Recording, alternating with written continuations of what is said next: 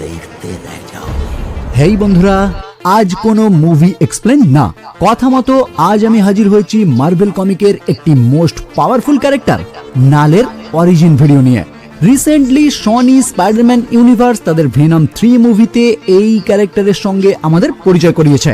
যদিও Marvel comic নিয়ে যাদের জ্ঞান রয়েছে তারা বেশ আগে থেকেই জানে কে এই নাল, কিন্তু আজকের এই ভিডিওটি শুধুমাত্র তাদের জন্য যাদের কমিক সম্বন্ধে সীমিত জ্ঞান রয়েছে। কারণ আজকের এই ভিডিওতে আমি মার্ভেল কমিকের একটি প্রাচীনতম ক্যারেক্টার নালের অরিজিন সংক্ষিপ্ত আকারে আপনাদের সামনে তুলে ধরার চেষ্টা করব।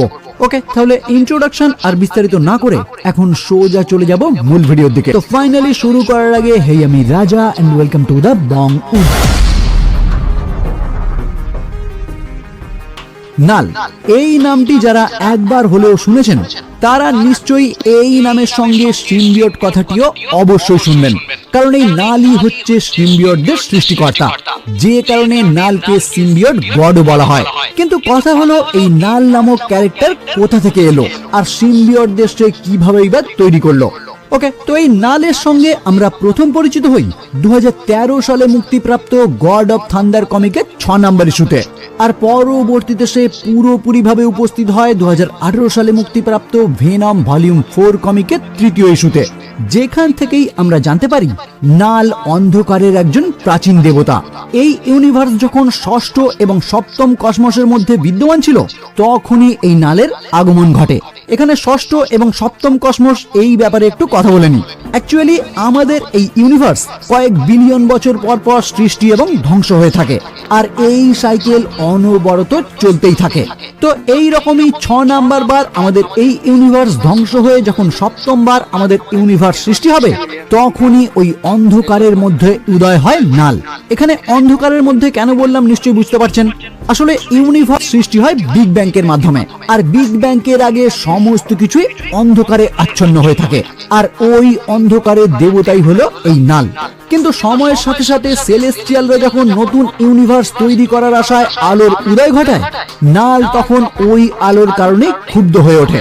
আচ্ছা, এখানে নিশ্চয়ই আর বলতে হবে না, কমিক অনুযায়ী সেলেস্টিয়ালরাই নতুন ইউনিভার্স তৈরি করে, যেটা আমরা মার্ভেল সিনেম্যাটিক ইউনিভার্সের 26 নাম্বার মুভি ইটারনাল থেকেও জেনে আসছি। তো এই টাইমে নালকে ক্ষুব্ধ দেখে সেলেস্টিয়ালরা নালকে শান্ত করার জন্য এই নতুন মহাবিশ্বের মহাজাগতিক এক তত্ত্বাবধায়ক গড অফ ডার্ক হিসাবে তাকে ঘোষণা করে। কিন্তু নাল তার অন্ধকারের রাজ্য ধ্বংস হয়ে যাচ্ছে দেখে সেলেস্টিয়ালদের বিরোধিতা করতে শুরু করে, আর ঠিক এই টাইমেই নাল তার পিছনে থাকা অন্ধকার থেকে একটি তলোয়ার তৈরি করে তার মাধ্যমেই একটি সেলেস্টিয়ালের মাথা কেটে দিয়েছিল, যেটাই বর্তমানে মার্ভেল সিনেম্যাটিক ইউনিভার্সে আমরা নোওয়্যার প্ল্যানেট হিসেবে দেখতে পেয়েছি। মানে এই প্ল্যানেট আসলে একটি সেলেস্টিয়ালের কাটা মাথা।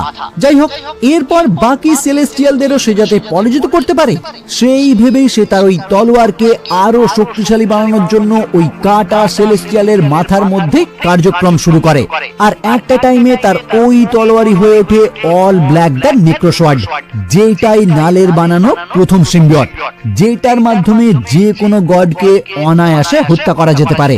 ফলে পরবর্তীতেই সে এই ইউনিভার্সকে আবারও অন্ধকারাচ্ছন্ন করার জন্য সেলেস্টিয়ালদের সঙ্গে যুদ্ধে লিপ্ত হয়ে পড়ে এবং বহু গড ও সেলেস্টিয়ালদের হত্যা করে একের পর এক প্ল্যানেট জয় করতে শুরু করে। কিন্তু একটা টাইমে গোল্ডেন স্যুট পরা এক গড, যাকে কমিকে গড অফ লাইট নামে উল্লেখ করা হয়েছে, তার বিরুদ্ধে লড়াই করতে করতে নাল এবং ওই গড দুজনেই আহত হয়ে একটি অজানা প্ল্যানেটে ক্র্যাশ ল্যান্ড করে, যেখানে ওই গড অফ লাইট মারা গেলেও নাল গুরুতর আহত অবস্থাতেই পড়ে থাকে। কিন্তু নালের সেই প্রধান হাতিয়ার অল ব্ল্যাক দ্য নেক্রোসোয়ার্ড ওই প্ল্যানেটের একটি আদিবাসী উদ্ধার করে, যে ওই তলোয়ার হাতে নেওয়ার পরেই সে হয়ে ওঠে গড দ্য গড বুচার, যার সাথে আমরা এর আগেই পরিচিত হয়েছি থর লাভ এন্ড থান্ডার মুভিতে। তাই গডকে নিয়ে এখানে আমি আর নতুন করে কিছু বলছি না। ওকে, তো এরপর প্রায় 1 শতাব্দী ধরে নাল তার ওই আঘাত থেকে সুস্থ হয়ে ওঠার পর তার নিজস্ব ক্ষমতা নিয়ে এসে আবারও পরীক্ষা নিরীক্ষা করতে শুরু করে।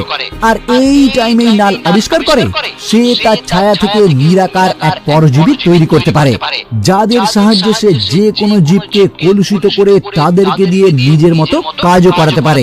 কারণ ওই পরজীবীদের কারণেই নাল তাদের সকলের সঙ্গে হাইভ মাইন্ডের মাধ্যমে কানেক্টেড।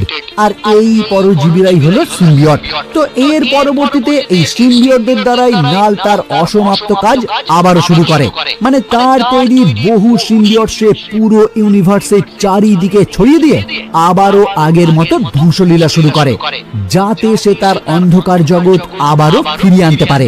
তো এই রকমই ধ্বংসলীলা চলার টাইমে নালের তৈরি দুটি সিম্বিয়ট ড্রাগন যখন পৃথিবীতে আসে তাদের রাজত্ব বিস্তার করতে, তখন ওই ড্রাগনদের থামানোর জন্য তাদের সম্মুখে উপস্থিত হয় গড অফ থান্ডার থর, যে তার ঐশ্বরিক বজ্রপাতের মাধ্যমে ওই সিম্বিয়ট ড্রাগনদের উপর আক্রমণ করলে ওই আক্রমণের ফলেই নালের সঙ্গে তার তৈরি সমস্ত সিম্বিয়টদের কানেকশন নষ্ট হয়ে যায়।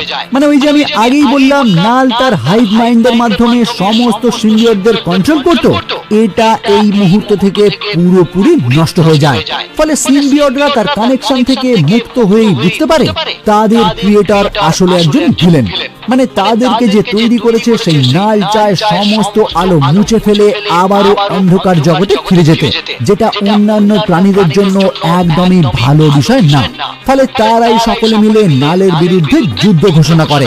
কিন্তু নালের সঙ্গে ক্ষমতার দিক থেকে পেরে উঠতে না পারায় বাধ্য হয়েই তারা একত্রিত হয়ে একটি আর্টিফিশিয়াল প্ল্যানেট গঠন করে তার মধ্যেই নালকে বন্দী করে দেয়, যে প্ল্যানেটই আমরা ক্লিন্টার হিসেবে চিনি। মানে ওই ক্লিন্টার আসলে সিম্বিয়টরাই একত্রিত হয়ে তৈরি করেছে। তাই অন্যান্য প্ল্যানেটের মতো ক্লিন্টার একদমই কোনো সাধারণ প্ল্যানেট না। ওকে, তো এতক্ষণে নিশ্চয়ই বোঝা গেছে নাল ওই স্থানে কিভাবে বন্দী হয়েছে। এবার কথা হলো, মুভিতে দেখানো হয়েছে একমাত্র কোডেক্সের মাধ্যমেই নাল তার ওই বন্দী অবস্থা থেকে মুক্ত হতে পারবে, যে কারণে সে তার তৈরি জেনোফেজ নামক এক মনস্টারদের পাঠিয়েছে ওই কোডেক্স উদ্ধার করে আনার জন্য। কিন্তু কমিকে কোডেক্সের বর্ণনা থাকলেও শুধুমাত্র যে কোডেক্সের মাধ্যমেই নাল তার বন্দী অবস্থা থেকে মুক্ত হতে পারবে এই রকম কোনো তথ্যই দেওয়া নেই। তাই নাল এখান থেকে আরো অনেক উপায়েই মুক্ত হতে পারে। কিন্তু সত্যি বলছি, আমি একদমই চাই না নাল মুক্ত হয়ে সনি ইউনিভার্সে আসুক। মানে যে চরিত্রকে আটকানোর জন্য পৃথিবীর সমস্ত মাইটেস্ট হিরোরা একত্রিত হয়েও কিছু করে উঠতে পারেনি, তাকে সনি ইউনিভার্সে কে আটকাবে ভাই? মানে কমিকে আয়রন ম্যান থেকে শুরু করে ক্যাপ্টেন আমেরিকা, ফ্যান্টাস্টিক ফোর থেকে শুরু করে সিলভার সার্ফার, এক্স-ম্যান টিম থেকে শুরু করে উলভারিন, থর, স্পাইডারম্যান, সেন্ট্রি সমস্ত সুপার হিরোরা মিলেও তাকে আটকাতে হিমশিম খেয়ে যায়। তাকে সনি ইউনিভার্সে কে আটকাবে এটা নিয়েই আমি একটু চিন্তায় রয়েছি। কারণ এই সনি স্পাইডারম্যান ইউনিভার্সে স্পাইডারম্যান রিলেটেড চরিত্রগুলি ছাড়া তো আর কেউই নেই। মানে তাদের কাছে অন্যান্য সুপার হিরোদের রাইটসই নেই, তাই অন্যান্য সুপার হিরোদের তারা দেখাতেও পারবে না। তাই আমি চাই ভাই নালকে সনি ইউনিভার্স যেন আর না দেখায়, কারণ তারা এইরকম একটি পাওয়ারফুল চরিত্রকে পুরোপুরি নষ্ট করে দেবে। রুমার এসেছে সনি তাদের কেনা এই সমস্ত চরিত্রগুলি মার্ভেলের কাছে আবারও বিক্রি করে দেবে, আর আমি চাই সেটা যেন যত তাড়াতাড়ি সম্ভব কমপ্লিট হয়। কারণ এইরকম একটি পাওয়ারফুল চরিত্রকে আমি ভাই এমসিইউতে দেখতে চাই, সনিতে একদম দেখতে চাই না। কারণ তবেই হয়তো আমরা কমিক রিলেটেড অবিস্মরণীয় কিছু গল্প দেখতে পাবো। আচ্ছা, সর্বশেষ জানিয়ে দিই, কমিকে নালকে কিন্তু পরাজিত করে আমাদের এডি ব্রক, যে একবার মারা যাওয়ার পর আবারও জীবিত হয়ে লাস্ট পর্যন্ত সূর্যের আলোর মাধ্যমেই নালকে পরাজিত করে। তো এই ছিল নালের অরিজিন। এবার আপনারাই বলুন আপনারা কি চান? এই রকম একটি পাওয়ারফুল ক্যারেক্টারকে সনি ইউনিভার্স পুরোপুরি নষ্ট করে দিক, না আমার মতো আপনারাও চান এই সমস্ত ক্যারেক্টারের রাইটস মার্ভেলের কাছে আবারও ফিরে আসুক, যাতে ভবিষ্যতে আমরা দুর্দান্ত কিছু মুভি দেখতে পাই? ওকে, তো আজকের মতো ভিডিও এই পর্যন্তই। অরিজিন ভিডিও কেমন লাগলো অবশ্যই জানাবেন। আর যারা কমিক নিয়ে জ্ঞান রাখেন তাদের যদি মনে হয় এখানে আমার কিছু বাদ চলে গেছে, তাহলে সেইটা আপনারা কমেন্টে লিখেও দিতে পারেন, আমি সেটা অন্যদের দেখার সুবিধার্থে পিন পোস্ট করে দেব। ওকে, তো ভিডিও ভালো লাগলে ভিডিওটি অবশ্যই লাইক করে বন্ধুদের মধ্যে শেয়ার করবেন। আর আমার চ্যানেলে যদি প্রথম হয়ে থাকেন তাহলে অবশ্যই চ্যানেলটি সাবস্ক্রাইব করে বেল আইকনটি ক্লিক করে দেবেন, যাতে এই রকম ভিডিও সবার আগে পৌঁছে যায় আপনার কাছে। ওকে, তাহলে দেখা হচ্ছে পরবর্তী ভিডিও নিয়ে, আর ততক্ষণের জন্য বাই।